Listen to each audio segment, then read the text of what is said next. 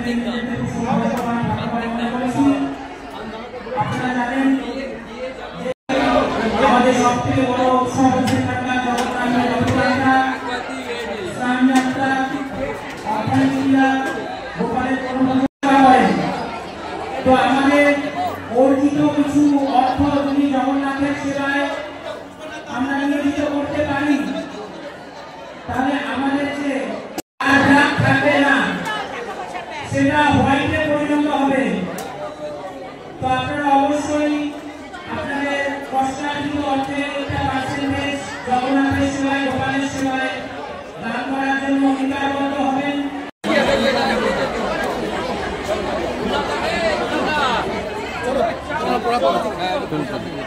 প্রসাদের উপরে কিছু ভক্তবৃন্দের কাছে আমাদের অনুরোধ, আপনারা যারা প্রসাদ পাবেন দয়া করে আপনারা পানের মধ্যে হাত ধোবেন না। হাত ধোয়ার নির্দিষ্ট জায়গা আছে, সেই জায়গায় আপনারা হাত ধোবেন। আপনাদের আশীর্বাদ এবং ভালোবাসাকে পাত্র করে 2025 সালের আমাদের অ্যাকচুয়ালি আমরা সবাই এই শীতকালীন সময়টায় বনভোজনে ব্যস্ত থাকি। তো আমাদের বাড়িতে থেকে যাওয়া যে গোপাল সে কোথায় যাবে, তার জন্য অভিনব চেষ্টা। জগন্নাথ মন্দির প্রাঙ্গণে প্রভুর সঙ্গে দর্শনে আসবেন, প্রভুর সাদৃশ্যে সবাই মিলে একসাথে ভোগ পাবেন।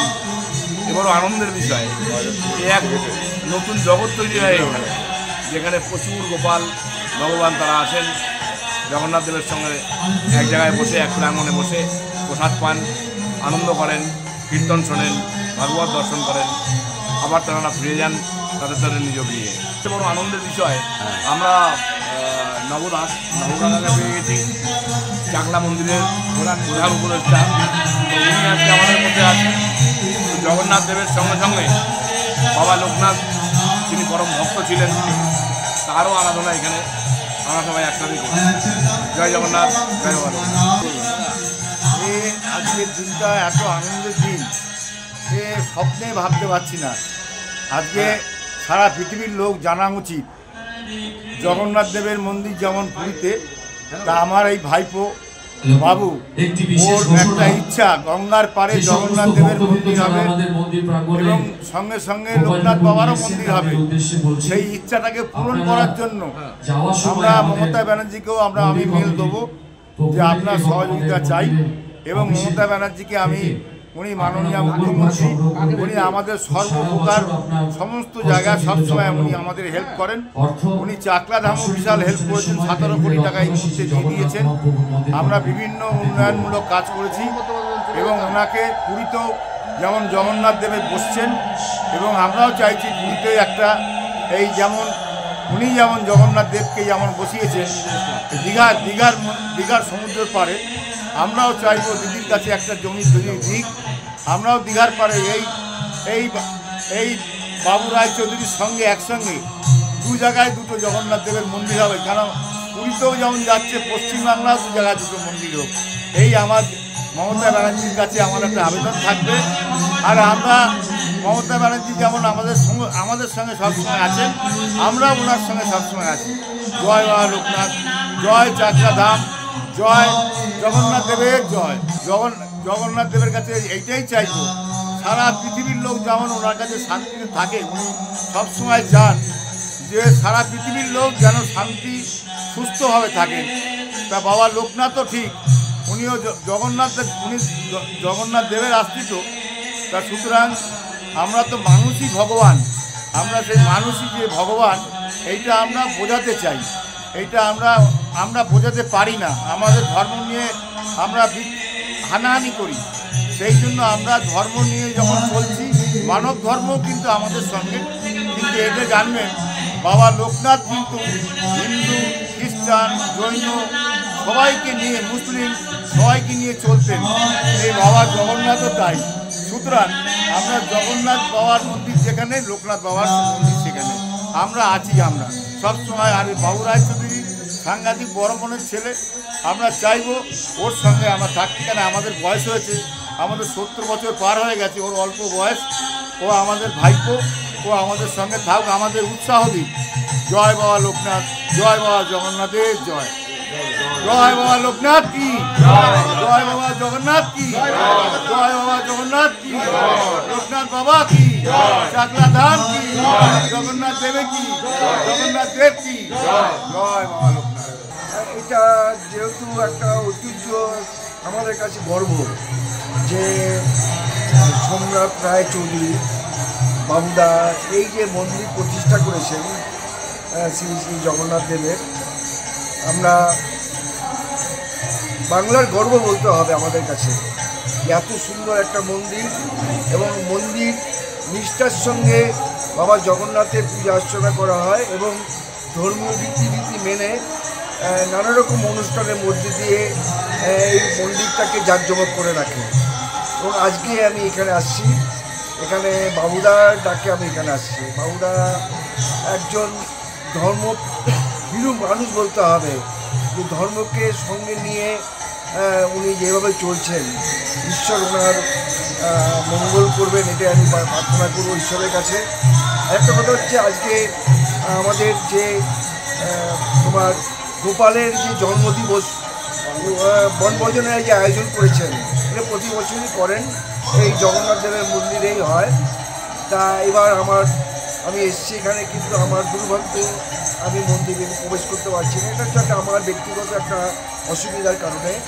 আমি দেখলাম দূর থেকে বহু সংখ্যক মায়েরা তাদের যে গোপালকে নিয়ে আসছেন বনভোজনে, এই যে আনন্দ উৎসব, সেখানে প্রায় 4 থেকে 500 গোপাল এখানে উপস্থিত হয়েছেন। আমি সবার কাছে বলবো, সবাই যেন বাবুদার মঙ্গল কামনা করে, ঈশ্বর মঙ্গল করুক। এমন একটি ব্যক্তি, যে ব্যক্তির মাধ্যমে পশ্চিমবাংলাকে চেনানোর জন্য উনি যেভাবে একটা মন্দির স্থাপন করেছেন, জগন্নাথ মন্দির, আমি তার জন্য ওনার নিদর্শন আমাদের কাছে একটা, যে ধর্মের প্রতি সবাইকে আমরা আগ্রহ জাগ্রত করার জন্য উনি এই যে বার্তা যে দিয়েছেন, তার জন্য অসংখ্য ধন্যবাদ জানাচ্ছি বাবুদাকে। জগন্নাথ দেবের কাছে আমি কামারহাটির সমস্ত অধিবাসী, পশ্চিমবাংলার সমস্ত অধিবাসীর মঙ্গল কামনা করছি। সবাই সুস্থ থাকুক, ভালো থাকুক। 2025 সালটা যেন আমাদের কাছে একটা সুখময় জীবন হয়, সেই জন্য আমি সবার কাছে প্রার্থনা করি, সবাই ভালো থাকার জন্য। আর একটা কথা আপনি বলেছেন সবার প্রথমে, যে ধর্মের প্রতি কথা বলছেন, যে ধর্মের, হ্যাঁ, ধর্মকে আমি সবসময় মান্যতা দিয়ে চলি, এবং আমার এটা একটা আমার মানে বলতে পারেন যে আমার উইক পয়েন্ট বলতে পারেন, যে ধর্মের সঙ্গে তো কোনো কিছু করা যায় না, সেই জন্য ধর্মের সঙ্গে আমি জড়িত থাকি। আমার ওখানে একটা মন্দির আছে, হরিনাম সংকীর্তন হয়, তা 8 দিন 10 দিন প্রোগ্রাম হয় সেখানে নন্দননগরের বুকে এই অনুষ্ঠানে বাবুদাও যায়, এবং আমাদের ভালো লাগে, সবাই আমরা থাকি একসঙ্গে উৎসবটা করি। তাই সবাই কাছে আমার প্রার্থনা, বাবুদার মঙ্গল কামনা করে যাচ্ছি, এবং ঈশ্বর যেন এই অঞ্চলের সবাইকে যেন ভালো রাখে, শান্তি রাখে, এবং আমি সবার মঙ্গল কামনা করুক ঈশ্বর, এই প্রার্থনা করে আমি বক্তব্য শেষ করি। নমস্কার। পরিবেশ তো সুন্দর, দুটো জিনিস বলা দরকার। আমার এরকম জানা ছিল না যে এদের নিয়ে বনভোজন হয়, মানে এটা জানা ছিল না। আমি যখন এখানকার মেন পুরোহিত বা সেবক সোমনাথ রায়চৌধুরী ফোন করলো যে শিবমদা আসবে, আমার কী হবে, বললো বনভোজন। আমার কাদের? আমাদের। বললো না, ঠাকুর। এটা শোনার পর অসাধারণ লাগছে, এবং এটা এই রথতলার ডেমোগ্রাফিটা চেঞ্জ হয়ে গেছে এই মন্দির হওয়ার পর। মানে এত সুন্দর পরিবেশ হয়েছে। শুধুমাত্র ধর্মীয় পরিবেশে কী হয়, শুধু তো ধর্ম হয় না, ধর্ম আক্ষরিক অর্থে যত বেশি হয়, কিন্তু মানুষের মিলন, মেলামেশা, একসাথে থাকা। সুতরাং মহাপ্রভুর কাছে আমাদের প্রার্থনা থাকবে আমরা যেন বিদ্বেষ দেশ ভুলে সবার সাথে সবার পাশে থাকতে পারি, এইটাই কামনা করব। আর আপনারা যারা খবর পরিবেশন করে তাদের কাছেও আমাদের থাকবে এই বার্তা দিন যে ধর্ম বলতে মানুষের ভেদাভেদ নয়, ধর্ম মানে মানুষে বিভক্ত নয়, জাতপাত নয়, ধর্ম মানে এক সূত্রে আমরা কথা বলি, যেখানে ভগবানের কাছে যেমন মানুষ সবাই সমান, আমাদের সমাজেও যেন আমরা সবাই সমান। এ তো রথতলা জগন্নাথ মন্দির কমিটি এটা বরাবরই এই অনুষ্ঠানটা করে থাকে, সারা বছর ধরে বিভিন্ন অনুষ্ঠানের সঙ্গে এই অনুষ্ঠানটাও করে থাকে। মানে বলো গত বছর আমরা 750 প্রায় 750 গোপাল পেয়েছিলাম, এবার সেটাও এবার ছাড়িয়ে যায় এবং এটা একটা দারুণ একটা আধ্যাত্মিক ব্যাপার এবং শুধু আধ্যাত্মিক নয়, সামাজিকতাও এর সঙ্গে টান রয়েছে। সবাই মিলে আমরা এটা উপভোগ করছি, জগন্নাথ মন্দিরের সঙ্গে আমরা সবাই যুক্ত আছি, ভালো লাগছে। সবচেয়ে বড় সম্রাট রায়চৌধুরী বাবুরায় এই হলো আসল আমাদের উদ্যোক্তা, প্রধান উদ্যোক্তা। সুব্রত চৌধুরী আছে আমাদের দ্বিতীয় প্রধান উদ্যোক্তা এবং আমরা সবাই মিলে অনুষ্ঠানটা করছি। আচ্ছা, এখানে আনুমানিক মানে কত গোপাল এখানে আপনারা মানে গত বছর আমরা প্রায় 650-700টা পেয়েছিলাম, এবারে আশা করছি এখনো পর্যন্ত আমাদের 550 ছাড়িয়ে গেছে।